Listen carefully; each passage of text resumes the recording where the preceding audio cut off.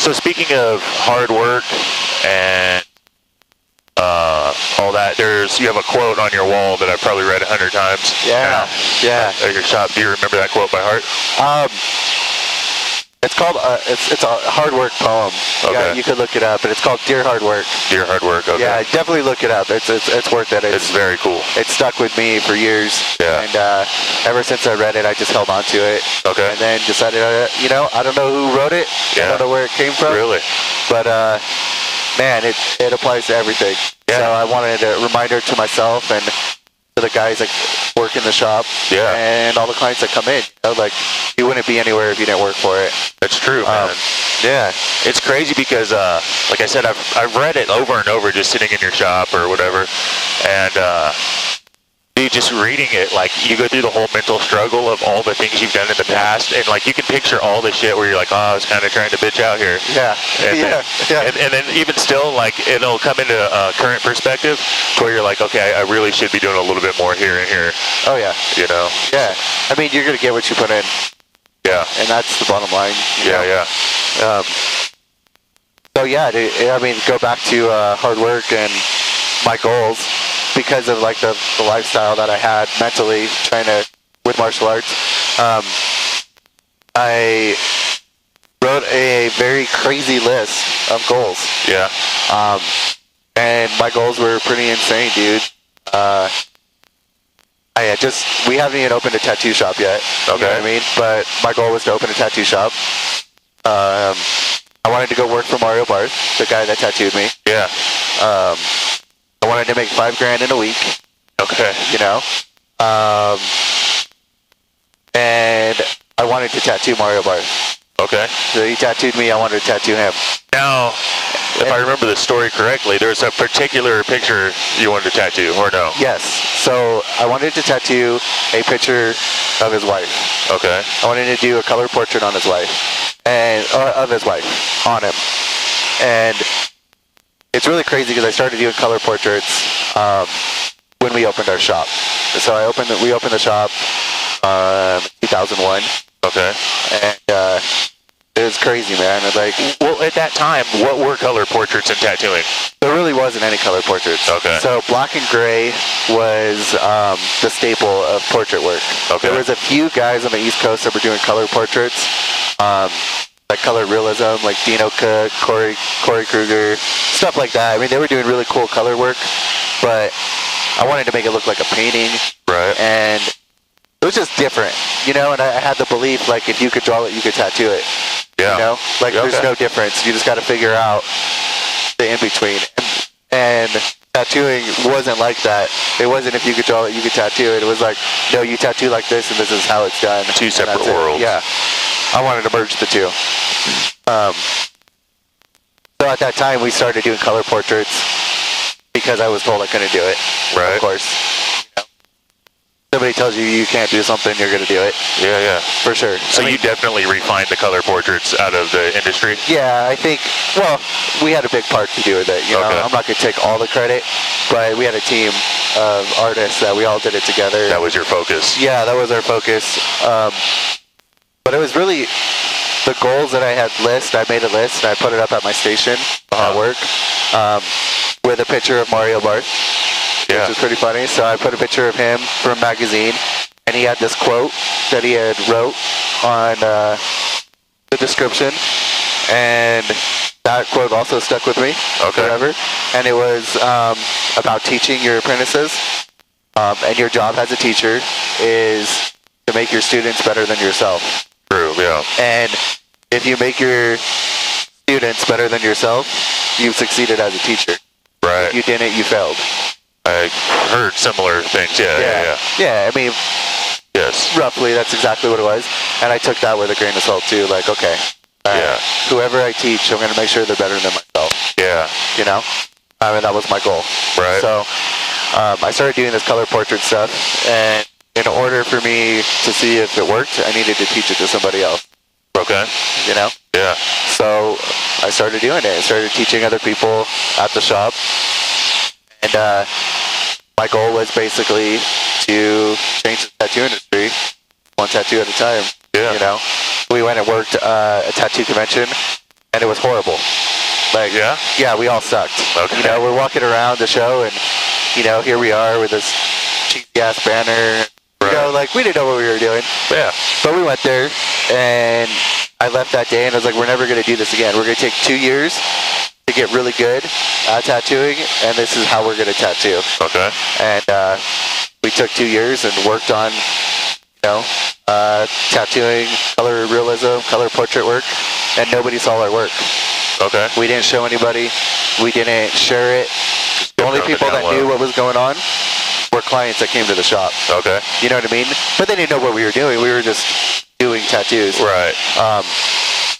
And we would still go to different tattoo conventions and watch people tattoo. Okay. I would go watch Mario Barth tattoo. I went to New York because he would have a show every year, and we would just hang out and watch. Yeah. I'd get tattooed by him again. Never seen any of my tattoos. I never showed him anything. You know what I mean? Oh, okay. The shop never showed him anything. Like, he just knew that we were tattooers. Right. And that's it. We would just hang out, watch people get tattooed, pick each other's brains, do workshops, just whatever. And then the goal was to come out, storm the tattoo industry with all this crazy shit that we were doing. Right. And we did it in Hollywood one year, the same convention that I got tattooed at. Okay. We all took, 4 or 5 clients apiece. At the time, there was like 5 of us at the shop, so we had like 20 clients. Okay. And long story short, we won every award in every category.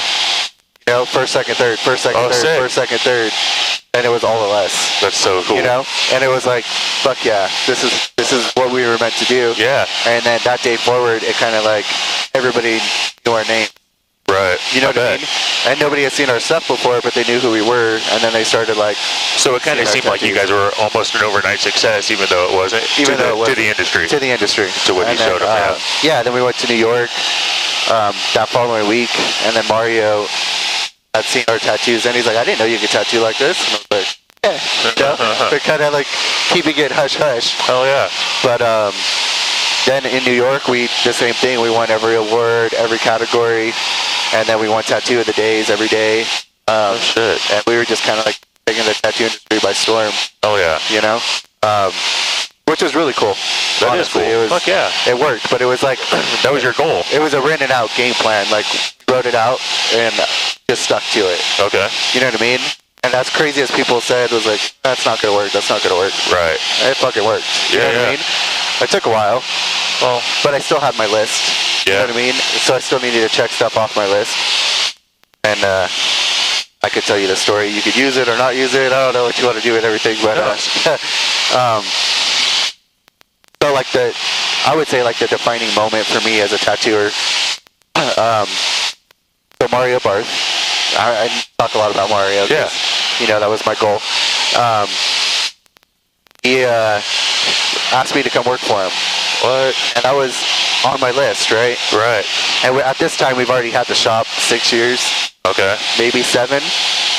Maybe more. I can't even remember. So he called me up and he's like, I'm opening one of the first tattoo shops in a casino. And I want you to be a part of it. Okay. And I was like, huh?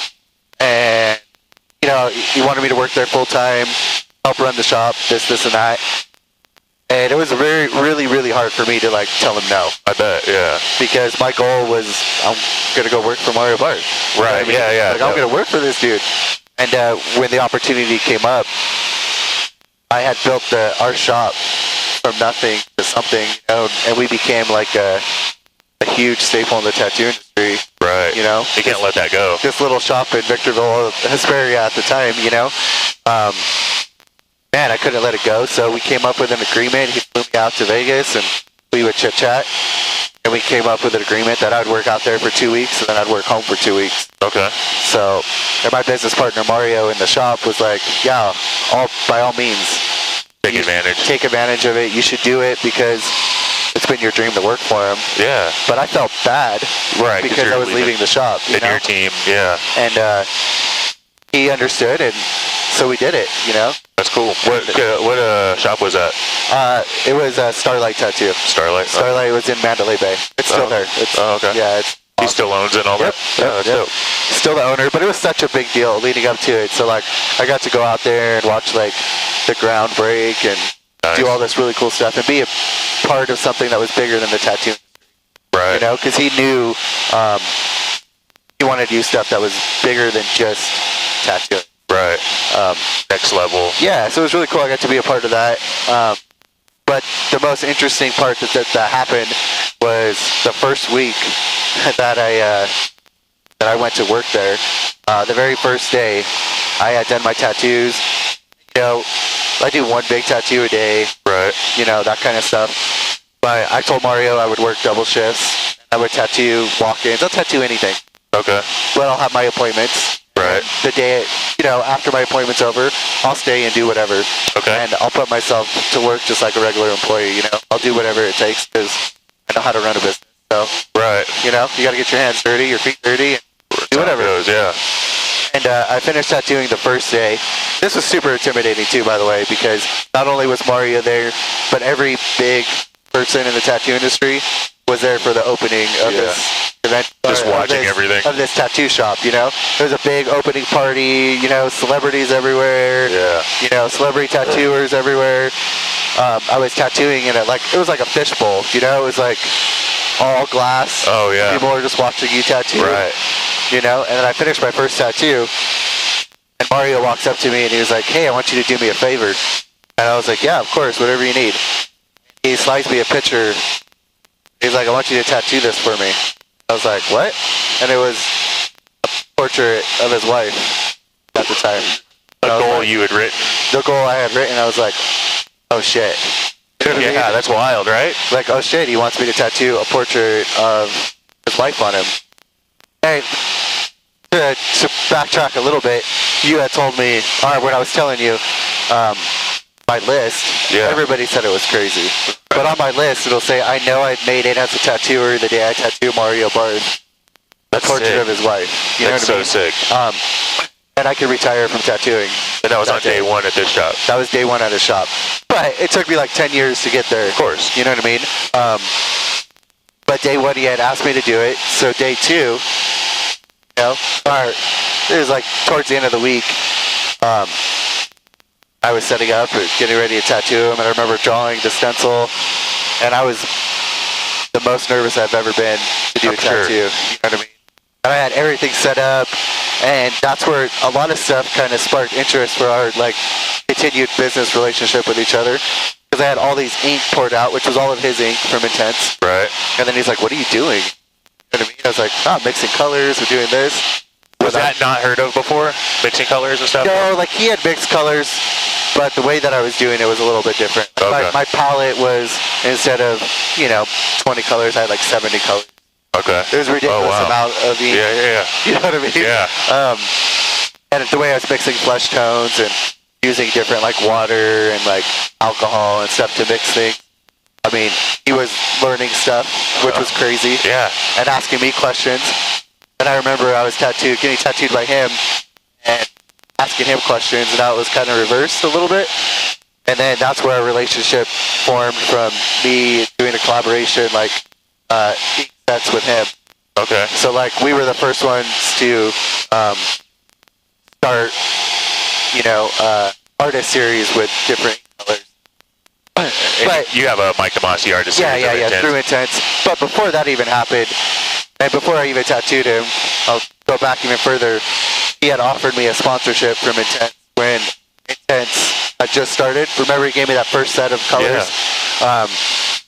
Years later, he offered me a sponsorship after that convention of us all winning all the awards and stuff like that. So I took the sponsorship, and I was the first person ever to be sponsored in the tattoo. No shit. Period. First ever sponsored tattoo artist. Yeah, first ever, which was crazy because we didn't even know what we were doing. You know what I mean? Right. It was just like, the next thing I know, like, I pull into Vegas for a show, and there's a billboard with my face on it. So sick. It was crazy. It was the craziest shit. Going to shows, and it was like, holy shit. Like you didn't expect to see that. No, yeah. I don't think anybody expected it. You know? It was just like, this is where the tattoo industry's going, like sponsorships, you know? Fucking dope, dude. Yeah, it was super cool. And I'm super grateful that he gave me that opportunity. For sure. And then from that came, a business relationship, making together, making sets together, and, Okay. you know, changing stuff. But anyways, that's a different part. But Yeah. I ended up tattooing on Mario, and that day I got my first check from working at the show, or working at his shop. And I remember opening it, and it was like, I could be slightly wrong, but it was like $4,998. No shit. You know what I mean? It was like, it was a crazy amount. And I had just finished tattooing on him. And I was like, my breath was taken away a little bit. And I called my business partner, Mario. I went into the bathroom at Mandalay Bay. Gets a little graphic, but I sat on the toilet with my clothes on. I had no intention of taking a shit or anything. I was just super emotional and I didn't know where to go. Yeah. So I just closed myself off in this bathroom stall, and I called my business partner Mario back home, and he answers the phone, and he's like, "You all right?" And I couldn't talk. You know what I mean? He was like, "What's wrong, man? Is everything okay? Like, just say something." And I'm like, "Yeah, man, I'm all right. I'm all right. I just needed to talk to somebody." He's like, "What's up?" And I was like, "Dude, I did it." He's like, "You did what?" And I was like, "Man, I achieved every goal I ever made. Like, this day today marks the day that I fulfilled everything. Yeah. Everything on my list." That's wild, dude. You know? And I got super emotional and I started crying, and he was like, "Fuck." And I was like, "Seriously, dude, I could quit tattooing today." That's crazy, man. And I contemplated it, bro. Really? Yeah, like I No really, shit. I really sat there and thought about quitting. That's wild, dude. Like, I hit the pinnacle to me. Right. That's all I wanted. Yeah. You know, I would see it as people training for a gold medal, and then getting the gold medal and What then else do you retiring. do? Yeah. You know what I mean? Yeah. Like, That's wild. and it was really crazy for me because the list was a very extreme list. Everything on there, everybody told me I couldn't do. Just random people that used to work with me, from people that I was close to. Yeah. You know, it's impossible. You Right. know? But I did it. I tattooed a portrait of his wife. Made almost $5,000 that week. I'm sure I made more than that when you count tips and other shit. Right. You know what I mean? I went to work for Mario Bar. Yeah. I had my own shop. You know what I mean? Like, That's sick. everything kind of just fell into place. Right. And the conversation that I had on the phone with my business partner Mario changed my life again. Is, you know, I don't know if he just wanted me to walk away from tattooing or not walk away, but he had said some stuff that was like, "All right, man, well, what do you do now?" And that was my goal. That's what I told him. I was like, "What do I do now? Right. Right. I've done everything." And he was like, "In all serious, bro?" And I was like, "Yeah." Like, "You make new ones." Right. And I was like, "Make new what?" And he's like, "You make new goals." Yeah. What are your new ones? And I was like, "Yeah, you're right. Yeah. New goals, man. New goals. Time to reset, reevaluate what I want to do, and What's go from cool? there."